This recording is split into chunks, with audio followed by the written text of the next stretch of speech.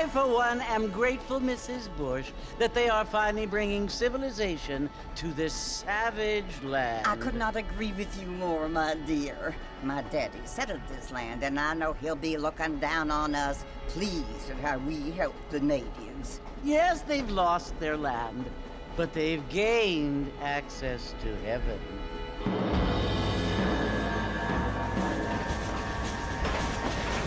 But Father, do you mean unless an innocent receives communion, they're destined to go to hell?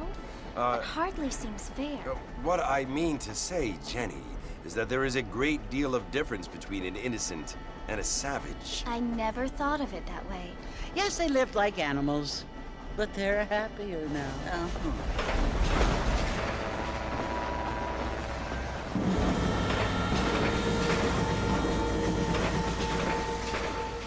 Not only do people now have motor cars, Father, but I heard that pretty soon we will be able to fly. No, only angels can fly, Jenny. No, apparently people can fly.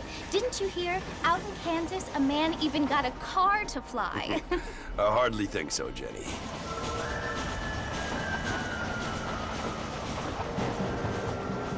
Apparently, Mr. Johns wants to run for governor, which is why he's so concerned with cleaning up the state. Nate Johns. Yes. His family is nothing but hillbilly trash that came here after the war. I don't want to be judgmental, but this state should not be ruled by such a disgusting family. A family without class. Apparently. The Johns family have made a lot of money, and he has a lot of friends in politics. Mrs. Bush, money isn't everything. There are many things that money cannot buy. It seems that money can buy voters, though.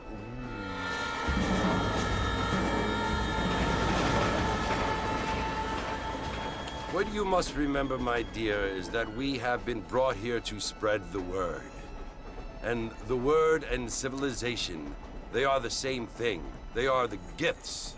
It is the opportunity we have, the chance to live among people who are decent and who do not kill each other, and who let you worship in peace. It's so confusing, Father.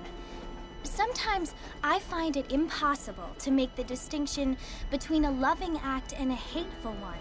I mean, they often seem to be the same thing. Yes, Jenny, it is confusing. But you only have to ask me if you need help. Indeed. Well, here we are, Mrs. Bush. Armadillo.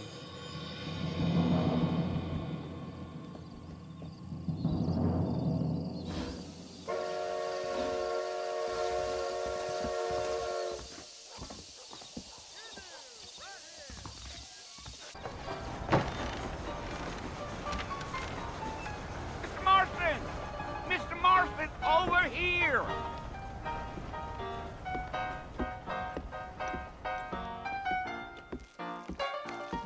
You must be John Marston. Sometimes. I'm Jake. Your friends from Blackwater hired me to guide you. They ain't my friends, but pleased to meet you, Jake. I got the horses saddled up and ready out front.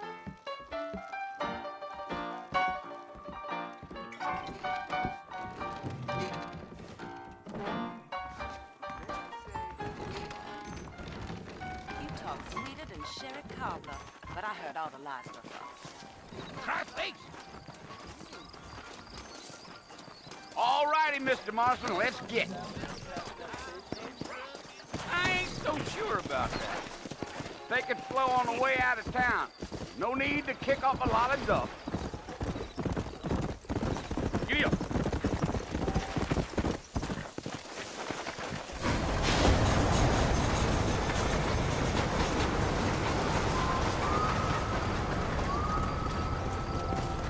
So it's Fort Mercy you want to visit? That's right. Ain't taking nobody up to the fort in a long time. Strange place for a decent fella to want to visit, if you don't mind me saying. Who said I was a decent fella? It's been abandoned for years now.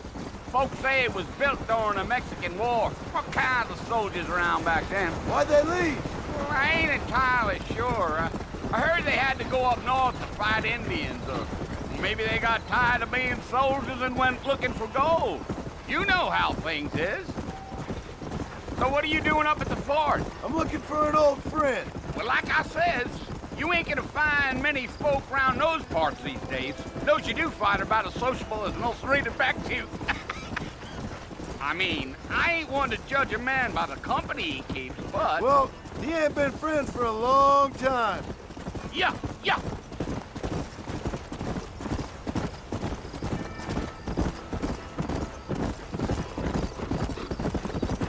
Are you planning on spending any time in Armadillo, Mr. Marston? I doubt it. I ain't planning on staying very long. Well, if you're fixing for some female company, you can do a lot worse than Armadillo. Fine as cream gravy they are. Not like Thieves' Landing. Dang, those girls ain't even fit for a drinking man to hole up with. I'm a married man, I'm afraid. Ain't we all?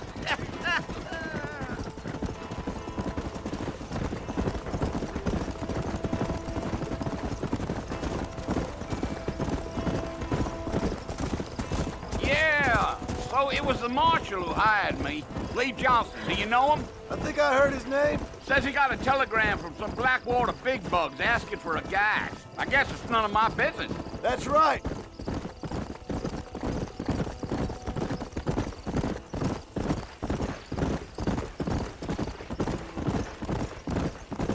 You ain't very talkative, are you? Nope. I'm just chewing the dog, mister. It's how I am. I don't mean nothing by it. Trust me. There's things you better off not knowing.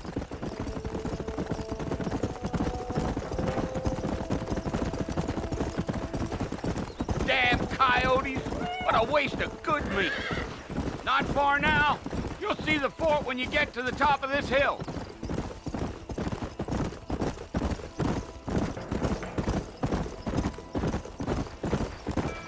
Whoa there. Listen, mister. This here is what's left of Fort Mercer. Some gang rode in and took the place over. So I understand. This is where we part ways, friend. You have yourself a good time.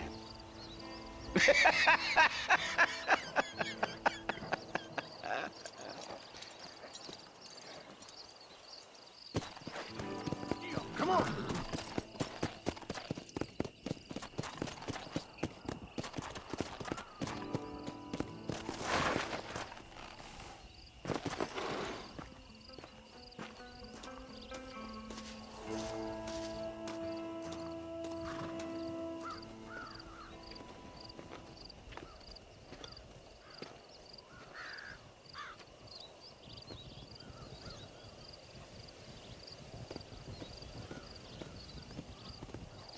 Bill! Bill, I've come for you! Bill Williamson!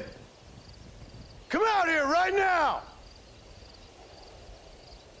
Go away now, John. Don't make me kill you. Nobody needs to kill anyone, Bill. You must think I was born yesterday. You always did think I was an idiot. That ain't fair, Bill. You were as my brother. I've come to try to save you. Oh. Do I look like I need saving? Bill, please. They want to kill us all. I can help you. Well, you never tried to save me before. You only seemed to save yourself. Bill, I implore you think about this. You implore me? You implore me. You always were one for fancy words. Oh. Well, things are different now, John. Now I'm in charge! No more Dutch! And no more you. Implores. I implores you to go back and tell them to send someone just a little bit more impressive next time. Well? Oh. Poor John.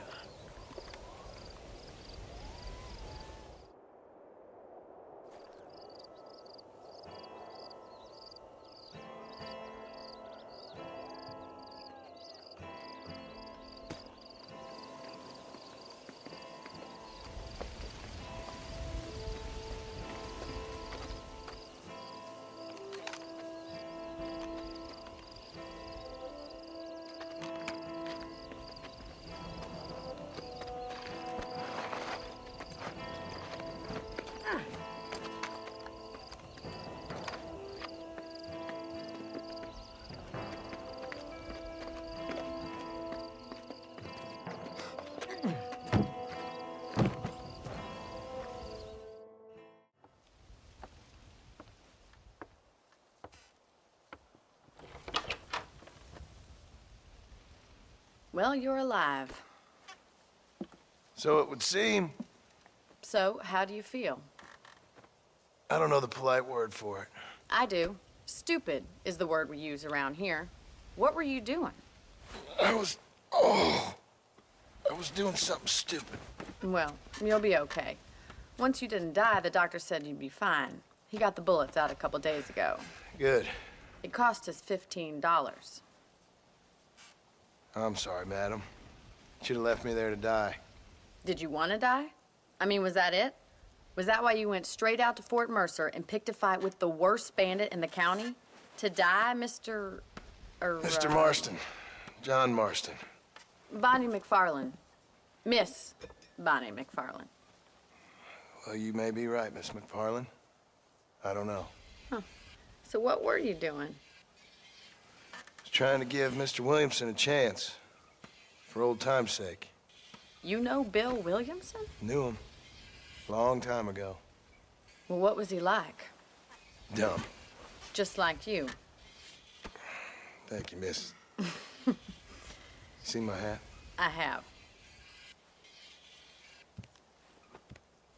And, what will you do now? Now I'm gonna take my time and go after him the less kind way. Well, that sounds very fun, Mr. Marston. Quite heroic, just like in those penny dreadfuls my brother used to read. Meanwhile, if you'll excuse me, I've got a ranch to run. Of course, if you're feeling better, why not take a ride with me later? Help me patrol the perimeter. You can earn back some of that money we wasted on doctor's bills. Of course. And thank you for saving my life, I mean. Next time, Mr. Marston, I strongly recommend you don't try to lose it quite so earnestly. I'll bear that in mind.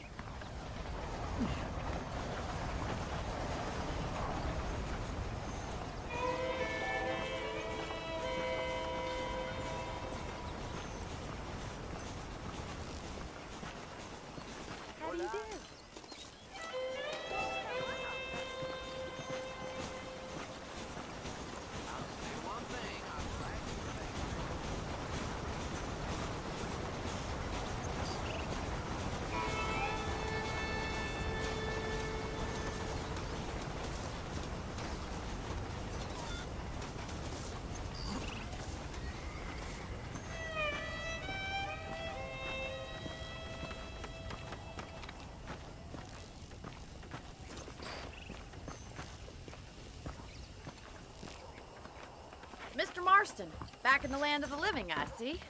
Figured it's about time I started paying back that $15. Well, no time to waste. The horses are saddled up over here.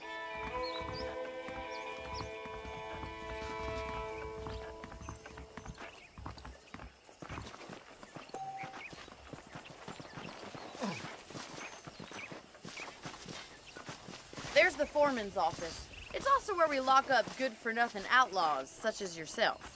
I'm happy enough with my current quarters right now, Miss McFarland. Hop on up. He won't bite. Come on, then. I'll show you around the property.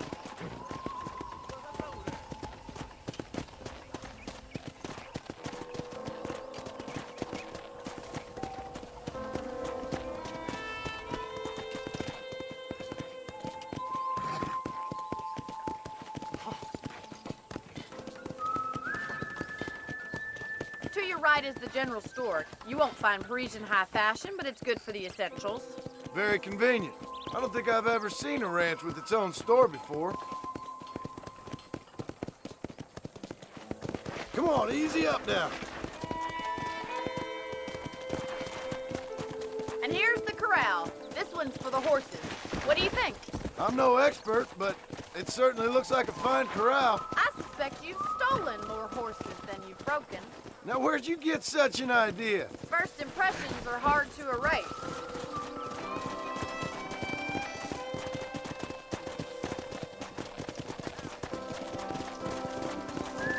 That's the train station.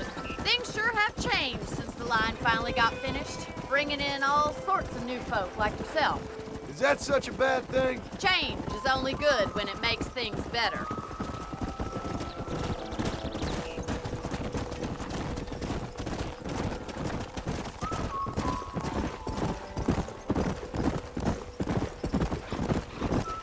That's the barn over there. Paul built it himself when I was just a little girl. Whoa, whoa! Come on, Mr. Marston, pick up the pace. And here we are, back at the house. Let's stop for a while before we head out on patrol. You'll get no complaints from me, Miss McFarland. How about a cold drink, Mr. Marston? Thank you, ma'am. Getting shot, then riding a horse seems to take it out of you. I could use a rest. Sure. Come on in. I'll show you the house, and then you can sit for a while. Thank you.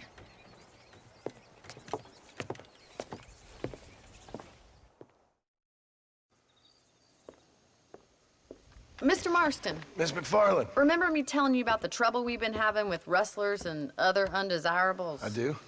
Will you help me keep watch on the property line this evening? Sure. I want to see just who is trespassing on our land. This is a fine weapon. Come, let's head out. The country is really beautiful at around this time.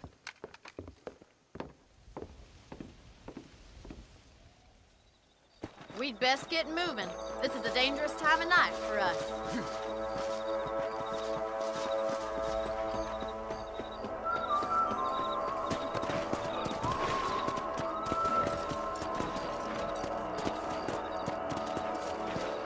Easy now. Right, follow me. Keep your eyes peeled for anything suspicious.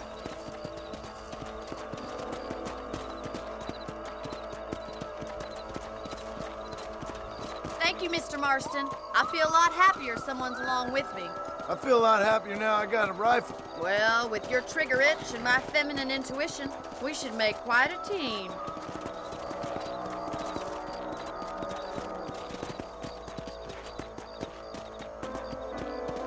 Yeah! Come on. I don't believe it. Those damn rabbits are back. Give me a hand with them, will you? Whoa. Let's see that rifle. I want a couple of these for the pop. You got one! That's it, kill those farmers. Good shot. Marshal, looks like we'll be having rabbit stew tomorrow.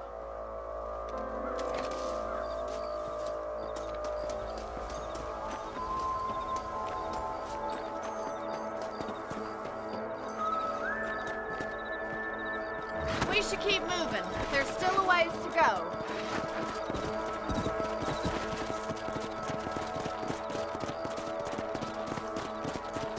If it's not the rustlers stealing our cattle, it's the rabbits stealing our crops. It ain't never easy living off the land like this. Maybe you should move to a big city. Become a lady of leisure. Giddy up! Damn coyotes are back! We can't afford to lose any more livestock. Kill them, Mr. Marston! Come on, we're heading for the chicken coop. Yeah!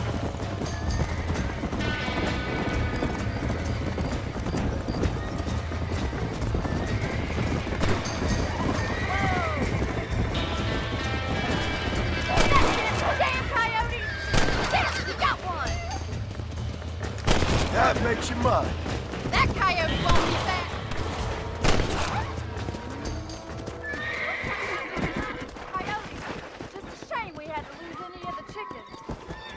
Slow it up now.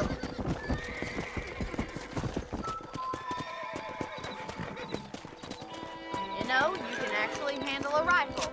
It's something I've had a little experience in. Maybe Bill Williamson did get lucky after all. Luck didn't really come into it, miss. You're a useful man to have around the ranch, that's for sure. But don't think I've forgotten what brought you here. We'll do whatever we can to help you. I sure appreciate that, Miss McFarland.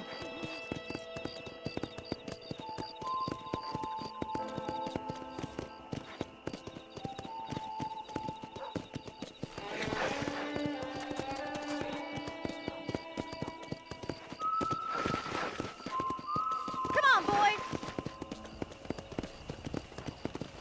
This is you, Mr. Marston. Thank you for your help, Mr. Marston. Makes me kind of happy I saved your life. Get some sleep, and I will see you in the morning. Good night, Miss McFarland.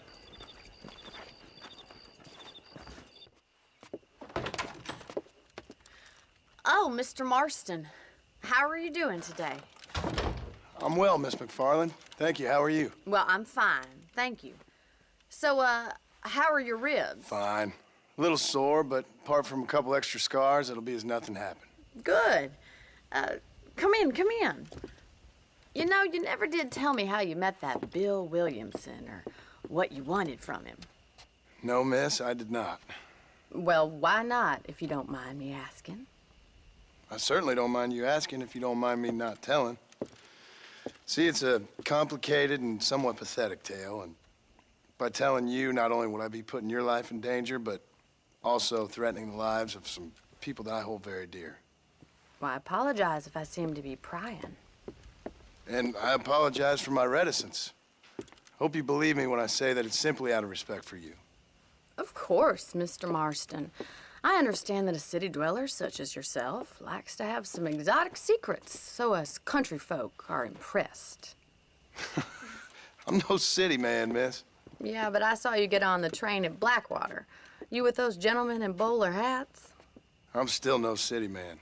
But I bet you can't ride, Mr. Marston. I hate to take money from a lady, miss. Oh, you won't be. I'll race you right now. If it makes you happy. We'll see.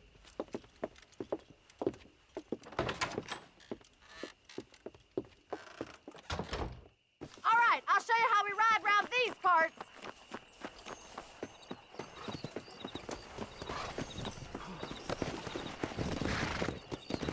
Come on!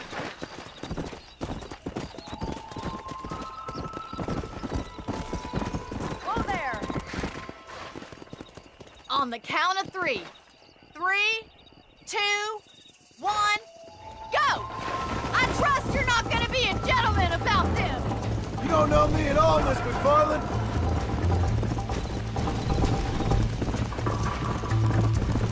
Come on! I'll catch you, just you wait. Follow me! Come on! Don't look back, I'm coming up behind you. Hey! How you doing back there?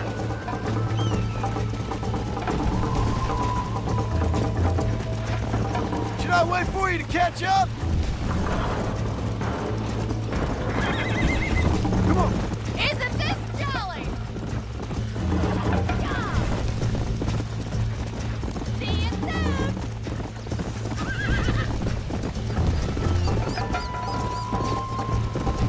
Would you like me to slow down?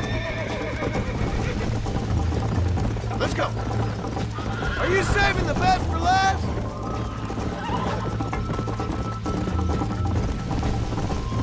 I bet you're starting to regret your brave words, Miss McFarland.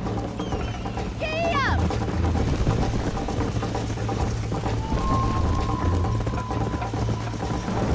Come.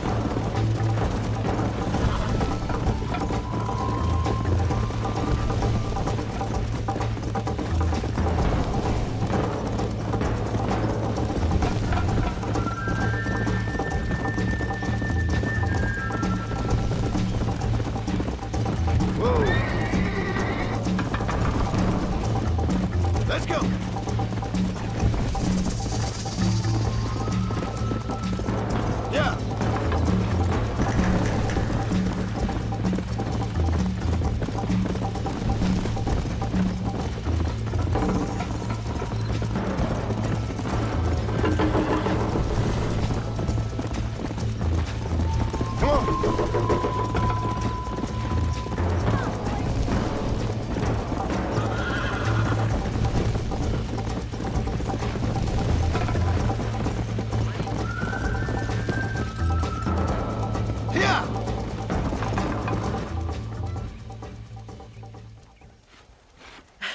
That was fun.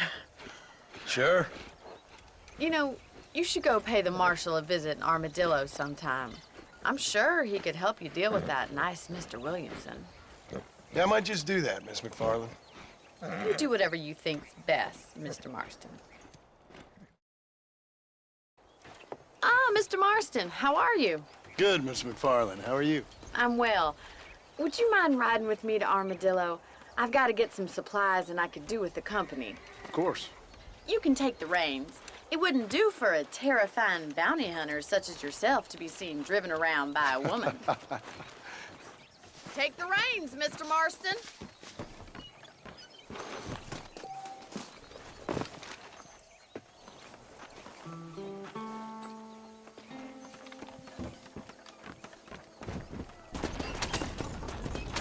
You're looking much better, considering you were almost buzzard food a couple days ago. I have you to thank for that, miss. So do tell me, have you needlessly risked your life since we last spoke? No, miss, I have not. Well, that's a relief. Perhaps there's hope for you yet. I wouldn't bet on it. Oh, there's always hope, Mr. Marston. You can't be a rancher in this kind of country if you don't believe that. An admirable attitude, miss. I suppose so. I can't think of any other way to stay sane, to be frank. What about you? Have you ever given up hope altogether? Hope hasn't really entered into it. It's not really something I think about. A peculiar outlook. I can't really say I understand you. I can't always say I do either. Oh, don't be so deliberately enigmatic. I'm not, miss. Yes, you are. You are being deliberately obscure as a substitute for having a personality. I just know there are two theories to arguing with women, and neither one works. I'm not even going to dignify that gibberish with a response.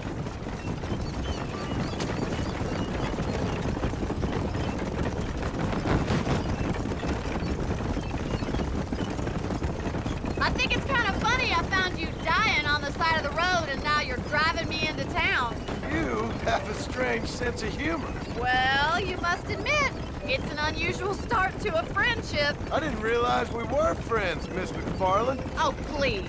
Now who's being funny? Listen, I know that business with Williamson is your business, but I don't know. You've been good to us, and I don't think you're a bad man. A little stupid, perhaps, but not rotten.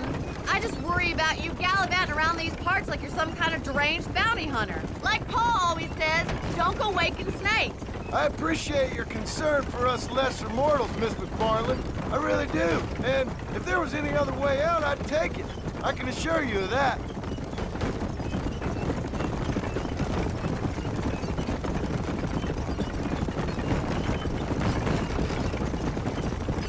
You never did tell me where you live. I have a small holding up in Great Plains. A farmer? Yeah, and I'm the Queen of England. And at what point during your day of hunting down outlaws do you find time to raise chickens? Only been at it 3 years or so. I guess I'm kind of new to it. You're telling me?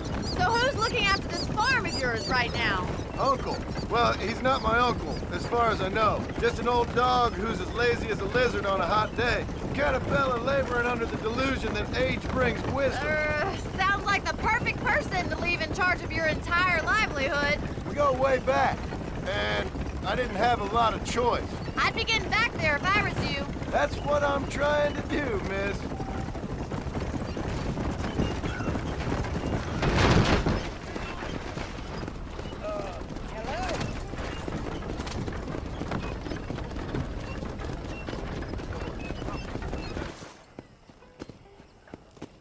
So this is Armadillo. Manhattan it is not, but it does okay for us.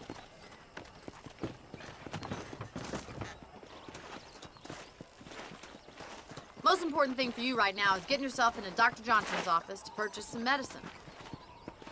The first one's on me. Thank you, miss. I'll pay you back. I'm sure you shall. The doc's a good fellow. He saved your life, so be polite to him. Meet me in front of the general store when you're done.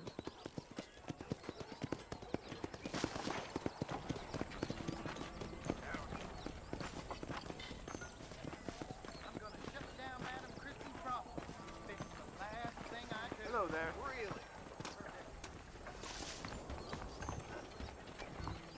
Not feeling ill, I hope. Need some laudanum? Ultra Plus casket. All right. An Excelsior Plus.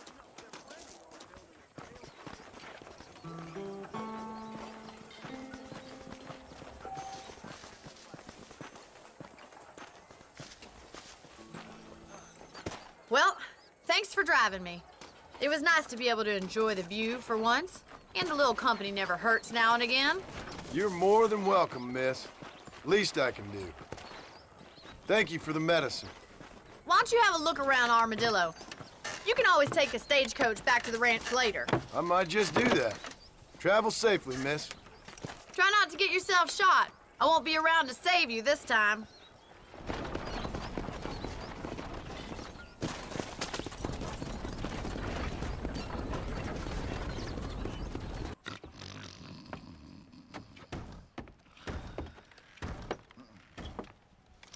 Excuse me.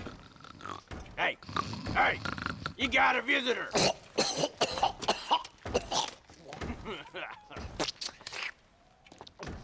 Shut up, you! And what you want? My name's John Marston. You wanted to speak to me. I did?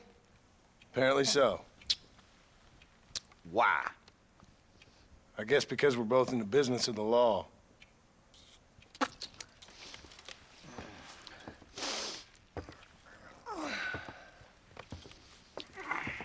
You that fella from the train company? No, I'm from Fort Mercer.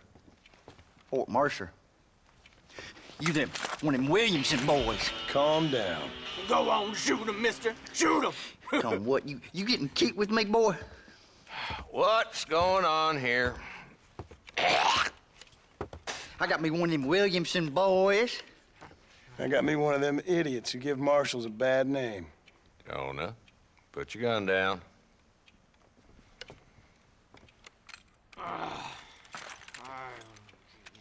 You must be the man from Blackwater. Yes, sir. Listen, that dog ain't too bright, but he seems loyal. Jonah, get out of here for a minute. Yes, sir, Mr. Johnson, sir. And you. Oh, I done seen enough of your hide around here, friend. I think there's some school children down the way you can go and frighten. Oh, hardy fucking har. Dickhead. What are you doing here, Mr. Marston? Apart from frightening my deputies. I'm here to capture or kill Bill Williamson. Okay. Can you help me? He's outside my jurisdiction. He's in the next county. Of course, Bill Williamson and his boys have tended to keep themselves away from my town. So you're happy to have him out there? Well, I ain't happy, but I also ain't suicidal. My job is to keep this town safe, not clean up all of these 3 counties. It's hard enough around here. You know, I hear you speak, and suddenly I'm reminded of how some of the people I respected most in my life had a problem with authority. What's wrong with you? Well, I'm sure you and your fine friends have enjoyed spending your time running around pursuing noble causes. My cause is to keep this town from turning into a living hell for the folks who live here.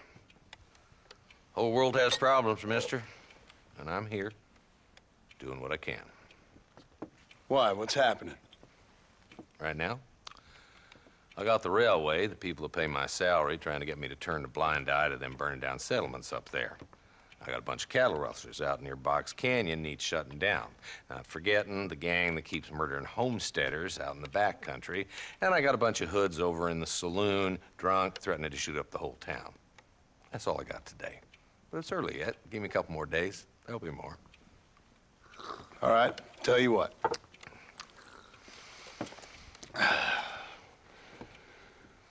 Let's go deal with them hoods in the saloon. Then we'll discuss Williamson. Okay, boy. You're a persistent little cuss, ain't you? Only when things matter.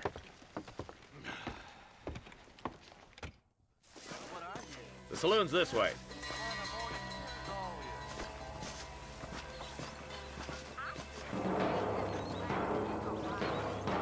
Who are we looking for? Bunch of 2-bit hoodlums, led by this fella called Walton. Goddamn road agents who prey on the stages coming in and out of town.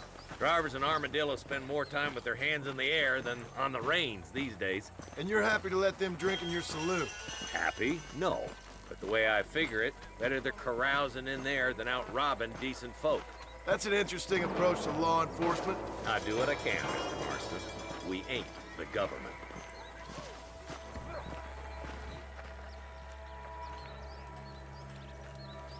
There's the dumb rat bastard now. Let's follow him. See what kind of hole he crawls into.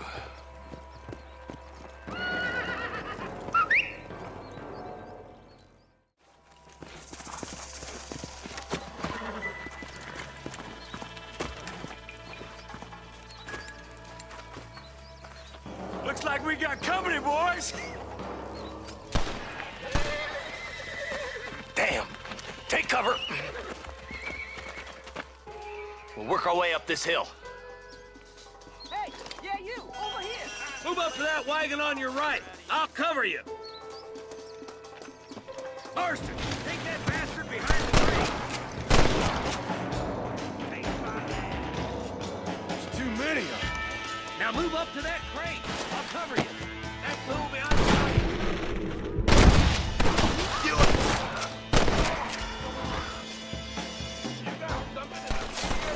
Move up to that rock. I'll keep you covered.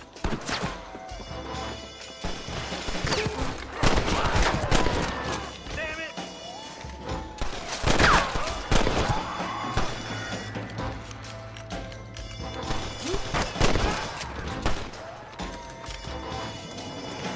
That's Walton inside the house.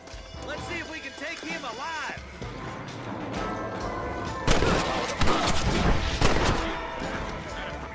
Swing. I guess beggars can't be choosers. At least we got Not a bad shot, Mr. Marston. Why don't you check in with me next time you're in town? I don't want to be no policeman, Marshal. Nor did I, my friend. I can promise you that. I'll see you soon, Mr. Marston. Come on.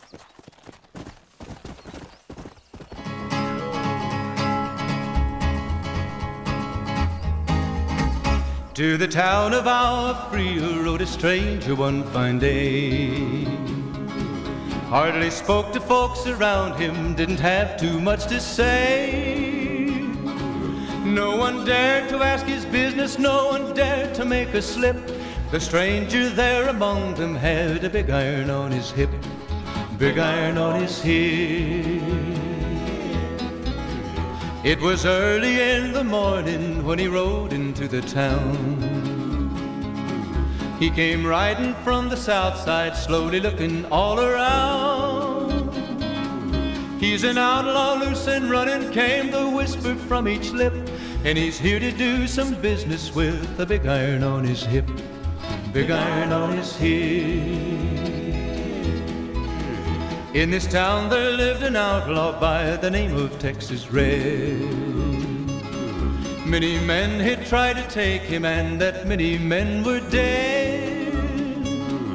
He was vicious and a killer, though a youth of 24, and the notches on his pistol numbered 1 in 19 more, 1 in 19 more. Now the stranger started talking, made it plain to folks around. Was an Arizona Ranger, wouldn't be too long in town. He came here to take an outlaw back alive or maybe dead. And he said it didn't matter, he was after Texas Red, after Texas Red. Wasn't long before the story was relayed to Texas Red. But the outlaw didn't worry, men that tried before were dead. 20 men had tried to take him, 20 men had made a slip. 21 would be the ranger with the big iron on his hip, big iron on his hip. The morning passed so quickly, it was time for them to meet. It was 20 past 11 when they walked out in the street. Folks were watching from the windows, everybody held their breath. They knew this handsome ranger was about to meet his death, about to meet his death. There was 40 feet between them when they stopped to make their play. And the swiftness of the ranger is still talked about today. Texas red not cleared leather for a bullet fairly ripped, and the ranger's aim was deadly with the big iron on his hip, big iron on his hip. It was over in a moment and the folks had gathered round. There before them lay the body of the outlaw on the ground. Oh, he might have went on living, but he made one fatal slip when he tried to match the ranger with the big iron on his hip, big iron on his hip. Big iron, big iron, when he tried to match the ranger with the big iron on his hip, big iron on his hip.